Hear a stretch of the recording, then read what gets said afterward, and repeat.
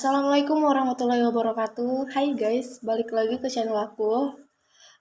Kali ini aku mau buat video menjawab pertanyaan dari video aku yang sebelumnya ya. Di video aku yang judulnya Aspek Manusia, Manajemen Proyek, Manusia dan Proyek. Nah, itu tuh presentasi dari kelompok 6. Nah, kali ini aku sama teman-teman aku mau menjawab pertanyaan yang ada di kolom komentar di video tersebut.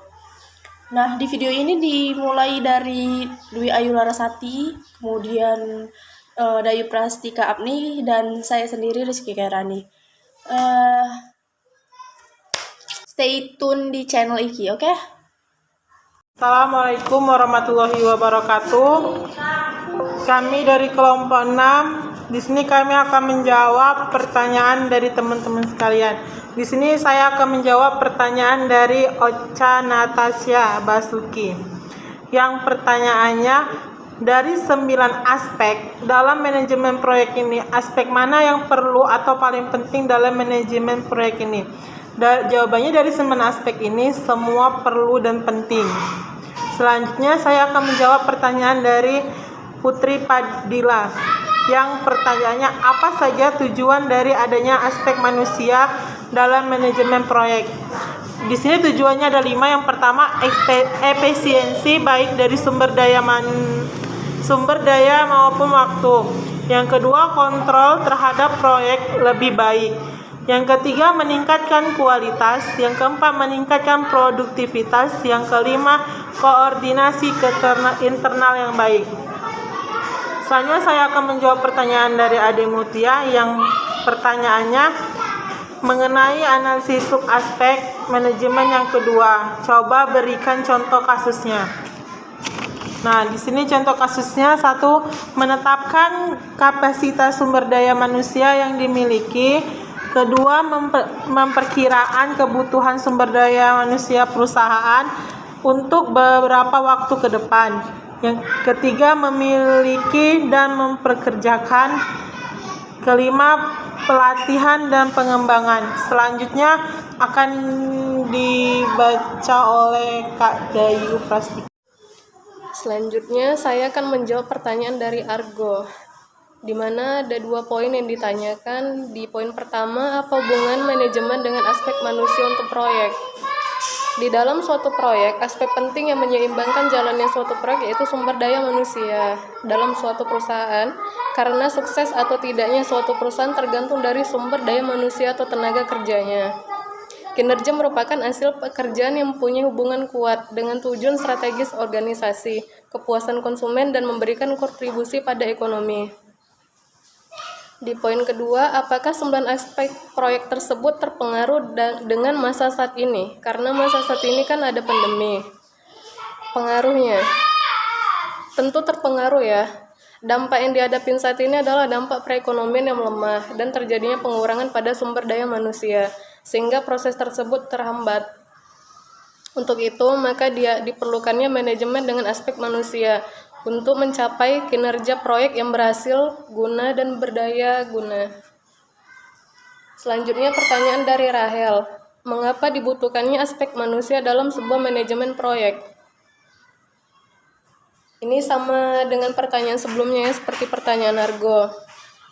Di dalam suatu proyek, aspek penting itu ialah sumber daya manusia, karena hasil dari pekerjaan yang punya hubungan kuat dengan tujuan strategis organisasi, kepuasan konsumen, dan memberikan kontribusi pada ekonomi. Sumber daya manusia juga menentukan sukses atau tidaknya suatu perusahaan, tergantung dari kinerja atau tenaga kerjanya. Terus di poin yang kedua, bagaimana menentukan kesuksesan sebuah manajemen proyek? Ada 10 poin penting bagi kesuksesan sebuah proyek. Yang pertama, memperhatikan detail. Yang kedua, memahami gambaran proyek secara utuh. Yang ketiga, membuat keputusan dengan cepat dan tepat. Yang keempat, mementingkan komunikasi. Yang kelima, memantau risiko dan potensinya. Yang keenam, tim kompak dan saling mempercayai. Yang ketujuh, semua terlibat dalam pelaksanaan proyek. Yang ke-8, rapat diadakan secara periodik. Yang ke-9, tidak menunda-nunda pekerjaan. Yang 10, semua pihak memiliki visi dan misi yang sama untuk menyelesaikan proyek. Selanjutnya pertanyaan dari Iren. Mengestimasi waktu sumber daya yang dibutuhkan. Sekiranya berapa lama yang sering digunakan estimasi waktu tersebut? Pertanyaan ini sudah termasuk ke manajemen waktu ya. Oke, sebagai contoh aja saya ambil. Penerapan jadwal harus sesuai dengan rencana yang telah disetujui. Namun apabila di dalam perjalanan ada yang diperlukan penyesuaian, maka akan dilakukan pengembangan sesuai dengan standar perilaku dan etika. Berikut ini yang diperlukan dalam schedule aktivitas. Yang pertama, kebijakan pakar. Yang kedua, analogous estimating. Yang ketiga, parametric estimating. Yang keempat, 3-point estimate. Yang kelima, reserve analysis. Selanjutnya akan dijawab oleh Rizky Kairani. Saya akan menjawab pertanyaan dari Jogi Timoteus dari kelompok 5. Yang pertanyaannya ialah aspek dalam manajemen proyek bisa dibilang merupakan salah satu aspek studi kelayakan proyek. Nah, bagaimana seandainya jika salah satu dari 9 aspek yang kalian jelaskan di PowerPoint itu tidak ada? Apakah mempengaruhi atau tidak? Jawabannya ialah ia berpengaruh karena perlu keseimbangan antara ke-9 proyek. Semisal jika proyek tanpa manusia, maka proyek tersebut tidak dapat berjalan dengan baik. Kemudian, jika proyek tanpa keuangan, anggaran biaya, dan yang lainnya, maka manajemen proyek tersebut akan melemah. Bahkan proyek tersebut bisa dinyatakan gagal. Lalu saya akan menjawab pertanyaan dari Zeni Amalia dari kelompok 4. Yang pertanyaannya ialah, pada proses manajemen sumber daya manusia proyek, terdapat 4 poin.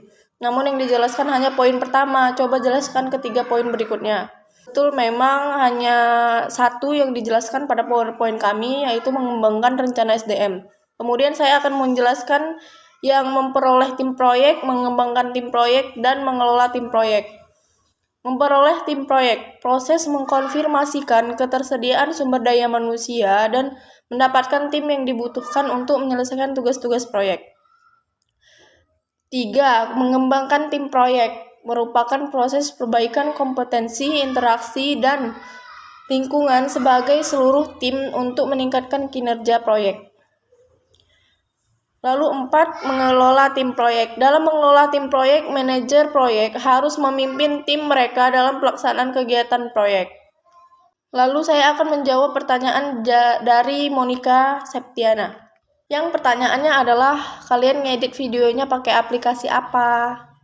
Kami untuk merekamnya itu pakai Bandicam melalui laptop. Kemudian videonya kami edit pakai aplikasi KineMaster. Lalu saya akan menjawab pertanyaan dari Dolly. Yaitu pertanyaannya, jelaskan aspek-aspek mana saja yang perlu dinilai untuk menentukan layak atau tidaknya suatu usaha atau proyek sesuai skala prioritasnya. Nah, yang aspek yang perlu dinilai adalah aspek keuangan, aspek manajemen sumber daya manusia, aspek produksi, dan aspek pemasaran. Yang pertama, aspek keuangan. Aspek keuangan. Analisis aspek keuangan meliputi komponen-komponen sebagai berikut. 1. Kebutuhan dana. 2. Sumber dana. 3. Proyeksi neraca. 4. Proyeksi laba dan rugi. 5. Proyeksi aliran kas, yaitu ada cash inflow atau aliran kas masuk, 2. Cash outflow, aliran kas keluar, 3. Net cash flow, aliran kas masuk bersih. Kemudian ada aspek manajemen, 1. Kepemilikan, 2. Organisasi dan tim manajemen, 3. Karyawan. Kemudian ada aspek produksi. Beberapa aspek yang harus dianalisis yaitu 1. Lokasi operasi, 2. Volume operasi, 3. Mesin dan peralatan, 4. Bahan baku dan bahan penolong, 5. Tenaga kerja, dan 6. Layout. Dan terakhir ada aspek pemasaran. Dalam analisis pasar, ada beberapa komponen yang harus dianalisis dan dicermati, antara lain 1. Kebutuhan dan keinginan konsumen, 2. Segmentasi pasar, 3. Target, 4.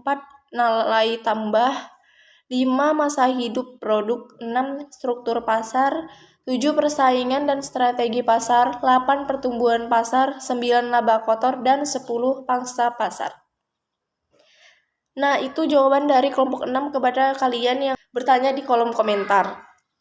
Terima kasih atas semua pertanyaannya dan saran atau kritikannya. Semoga video selanjutnya bisa menjadi yang lebih baik lagi. Dan semoga bermanfaat untuk kalian semua. Makasih, jangan lupa like, comment, and subscribe. Bye.